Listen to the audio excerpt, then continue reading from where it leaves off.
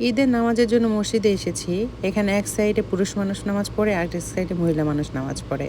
তো নামাজ শেষে সবাই একজন আরেকজনকে ঈদ মুবারক করছিল, কোলাকুলি করছিল, ঈদের খুশিটা ভাগ করে নিচ্ছিল। নামাজ শেষ করে বের হওয়ার পর এখানে প্রতি বছরই সবসময় এই জিনিসটা হয়। সকালে নামাজ পড়ে যারা বের হয় তাদের জন্য এখানে মিষ্টি থাকে, সকালে নাস্তার জন্য ডেজার্ট থাকে, তো অনেক কিছুই থাকে এখানে। তো আমিও নিয়ে নিয়েছি কিছু। এখানে যেগুলো দেখছেন সবাই বাঙালি, সবাই মুসলিম, এক এক দেশের, কিন্তু সবাই মুসলিমই এখানে। তো দেখে মানে বাঙালিদের দেখে না ঈদের সময় এই জিনিসটা খুব ভালো লাগে যে না ঈদ ঈদ একটা ফিল হয়, নাহলে তো এখানে একাই সবাই, তাই না?